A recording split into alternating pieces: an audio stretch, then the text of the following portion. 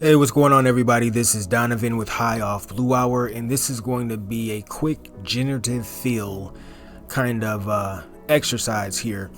Generative fill in Photoshop has kind of been the talk of the graphic design and AI art generation world for at least the last couple of weeks, because it is such a, again, almost magical type feature. But generative fill is a new addition to Photoshop, or at least it was a new addition, and which allows you to basically just use AI technology to add almost anything, I would think, to an image. Just out of, you just select a space, and then, with a prompt or just by clicking generate, without even typing anything in, you can generate some stuff. So let's actually go ahead and put this into practice, right? So I got this image pulled up right here. Let me zoom in just a little bit more. All right, so I got this image pulled up. This is just a gothic kind of dune buggy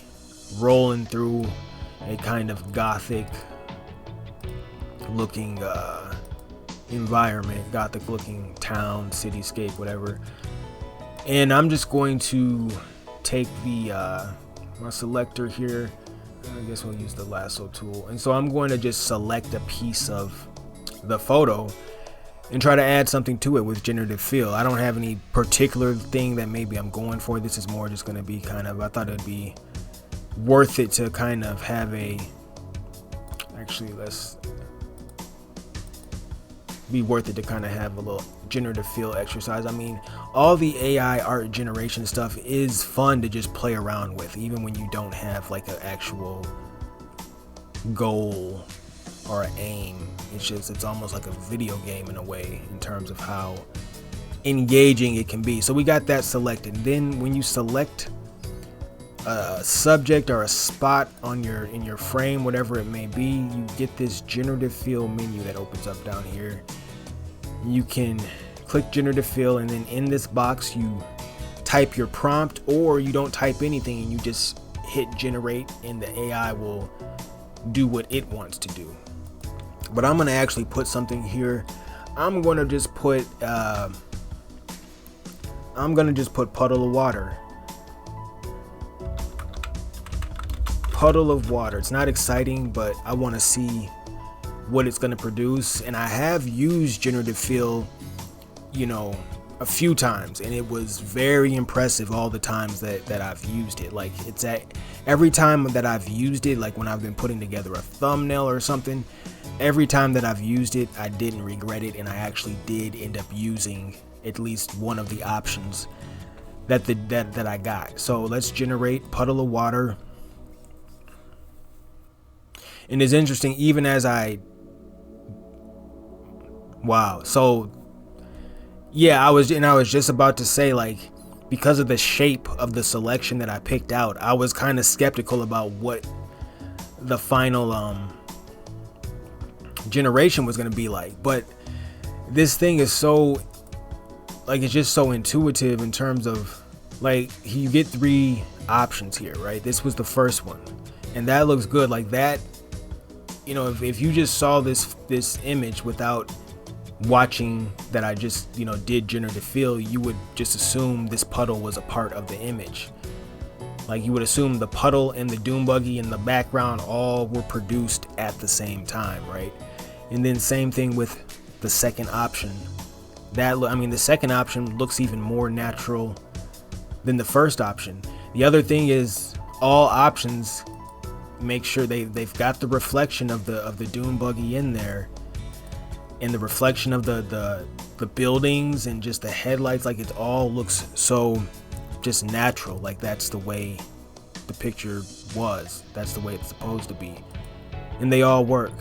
And this is kind of what I mean by, like, every time I use generative fill, as long as within parameters. There's sometimes you can try to put generative fill in a area where it's just, what you're gonna get is probably gonna look kind of wonky. But if you put the generative fill location in a spot that's just relatively open and just kind of natural, use your common sense in a way, just in terms of layout of where things are and parameters to each other and things like that. Just kind of use your common sense. Like if I don't know if I would go up here. Well, let's just try it. Let's try something goofy. So I'm gonna go up here, just in the middle of the air, right? And then I'm gonna in Generative Fill, because I want to see how crazy it can get if you just try to do something that just from a logical perspective doesn't make any sense. So I'm gonna go in the middle of the air and just put trees. Generate. Now I suspect the final, it's not gonna make sense what this produces. It'll produce something that's tree-like, but just the location, that's not gonna make sense because there's no, it's not. All right, now. Okay, so there's nothing. It seems like it didn't really do anything, right? At least in that first image. Let's look at the second option. Okay, and that, yeah, see, it tries to do something that's tree-like, but it just doesn't make any sense because of where I put the the section that I selected, where I put the selection. Let's look at the third option. Yeah, so that's what I mean. Like, you got to kind of use common sense, and have a sense of location, a sense of geography with where you put your selections and what you're trying to put there.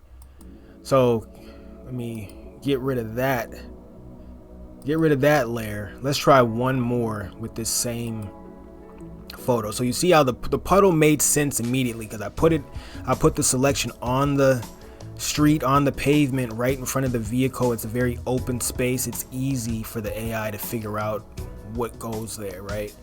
Or what makes sense there. So let's try this. I'm gonna try to turn this whole sidewalk into a river, right? Into water. Wait, let me deselect.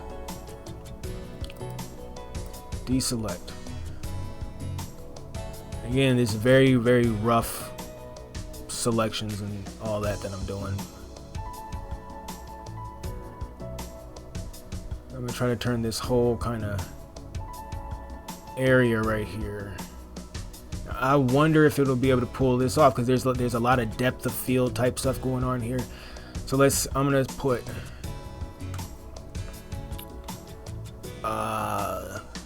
should I put river or creek? What would make? I'm gonna just put river. Hey, I'm gonna just put flowing river. Flowing river of water, which sounds very redundant, but flowing river of water. Generate. Now I suspect this image is going to make more sense than the last prompt or whatever I just tried to do, where I just had a circle in the middle of the air basically. Okay. Yeah, this is what I'm talking about. Like, this makes sense. Like, this looks like a kind of like a canal basically. That's the term I should have used. Instead of river, I should have used canal, because that's more along the lines of what this would be if it were water. But I mean, look at it. I mean, this looks like maybe the front end of a boat maybe down here, and then this clearly looks like water. I mean, this looks like a canal. This has the same looks basically like this over here. So if you can believe in this as a puddle of water, it's easy to believe in this as a canal of water. But let's look at the second version and see what, okay, again, because this actually looks like a canal, or maybe those are supposed to be rocks, like this stuff right here. My first thought though, seeing this, was it looks trashy. Like, this looks like trash kind of piled up, and then up here this looks like white water, kind of like just active water. But like in this right here looks like rocks and stones. But then as you get up here, for some reason it makes me think of trash and debris. But that might be because the surroundings are urban. This is basically a city like surrounding. So mentally I might quickly associate this with trash because of the city surroundings. But let's look at the third option. And that's the third option. Again, this looks like water, but it has a much blurrier, more like out of focus type look to it. It is, it does look like water, but I'd say out of these three, this first one looks the most natural, except for this front end of this boat. This actually looks very like almost like it was drawn in. So what I'm actually going to do is I'm going to generate again to get 3 more photos or 3 more versions with the same prompt. Just hitting generate again. And then we'll close the video out after we look at some of these, because I actually wasn't expecting to do this much, but it's just like, again, it's always kind of interesting playing around with the AI stuff. So this is the first one. Oh no, this is that first one of the second batch. And I'm not a fan of this one because this doesn't look like water at all. This actually looks like a mat. This looks like a long gymnasium wrestling mat or something, like, or for tumbling, for doing backflips and all that type of stuff on. Let's look at the second one. This is an interesting image, but it's not clearly not a flowing river. You know what I mean? This actually looks more like maybe the surface of a frozen river, maybe. But let's look at this other one. Yeah, and I'm not too fond of any of the generations that came in this second batch, because none of them are really, there's elements of this that look like water, but it's not, this isn't a usable image. This doesn't make sense. Like, if you looked at this, if you opened a book and looked at this image, you wouldn't know what the hell was you wouldn't know what was going on. You know what I mean, looking at this. So this looks all right. It's just not what I asked for. It looks like I said, it looks like a gymnast is supposed to come running down doing some tumbles or whatever. It looks like a gym mat. But anyway, so that's the video. I guess in the end, the very first one ultimately ended up being the best one, the very first one of this one. Now, the really best one that happened in this exercise was, of course, the puddles over here from the very first generative layer that we generated when we tried to do the puddle stuff. So let's do this too, though. When you hide, this was the original sidewalk, and then boom, with that generative fill, adding a canal there. Original sidewalk, canal. No puddle, puddle. So just kind of interesting, very just wild times that we live in now. So that's the video. Thanks for watching. I will catch you on the next one.